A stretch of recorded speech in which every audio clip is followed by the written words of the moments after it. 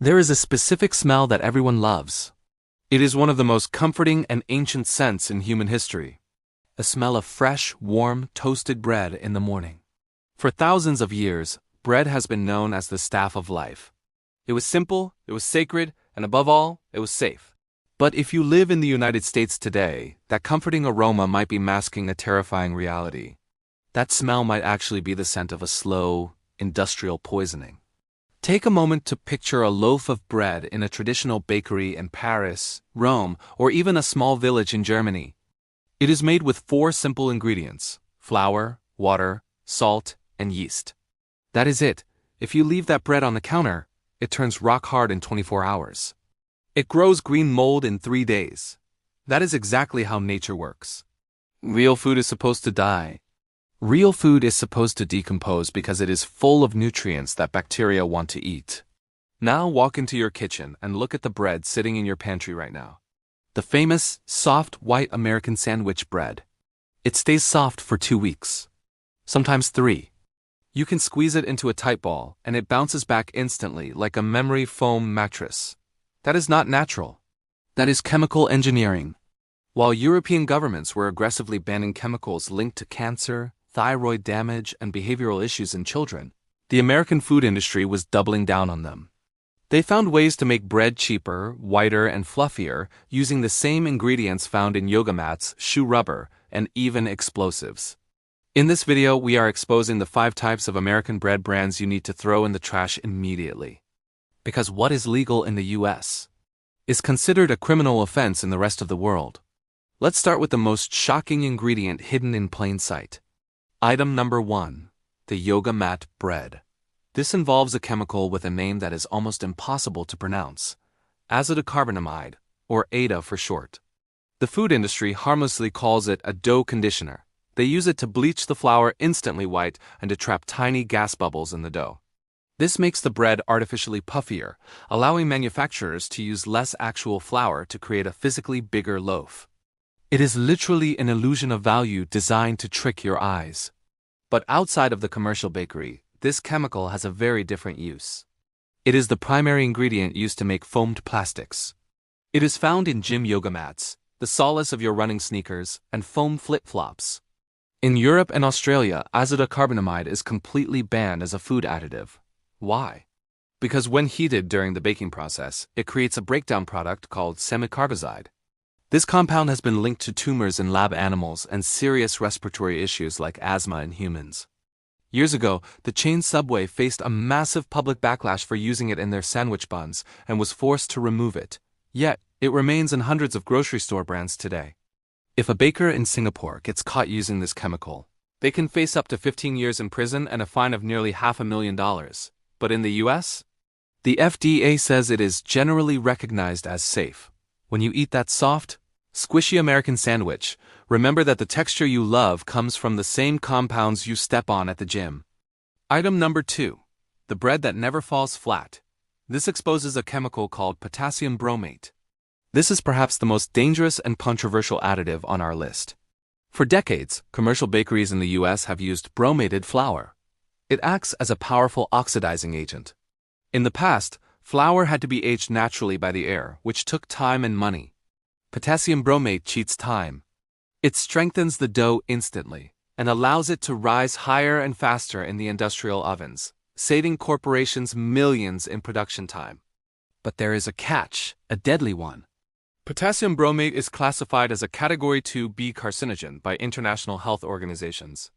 It has been linked to kidney damage, thyroid tumors, and cancer in multiple animal studies. This chemical is so dangerous that it was banned in the United Kingdom way back in 1990. It is also banned in the European Union, Canada, Brazil, South Korea, Peru, and even China. In the state of California, products containing it must carry a cancer warning label. Yet in the rest of the US, it is perfectly legal on the shelves. The FDA merely encourages bakers not to use it, but does not stop them. When you buy cheap hamburger buns or generic rolls in the US, you are essentially playing a game of Russian roulette with your kidneys. If the rest of the developed world calls it a poison, why are we calling it dinner? Item number 3. The healthy imposter. This is where the deception goes deep. Many Americans try to do the right thing for their health. They stop buying white bread and switch to wheat or honey wheat bread. It looks brown, so it must be healthier, right? Wrong.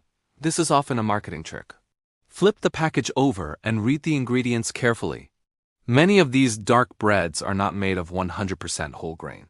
They are just the same refined white flour, stripped of all nutrients, and then dyed with caramel color to look brown. To make matters worse, these healthy breads are often loaded with high fructose corn syrup to mask the bitterness of the processed grains. Some wheat breads in the US contain more sugar per slice than a Snickers bar. This causes a massive spike in your insulin levels, leading to fat storage, diabetes, and inflammation. In Europe, bread is a savory item. In the US, the bread aisle is just an extension of the dessert aisle. This addiction to sugar and dyes is why American bread is fueling the obesity epidemic, all while pretending to be a diet food. Item number 4. The zombie preservative.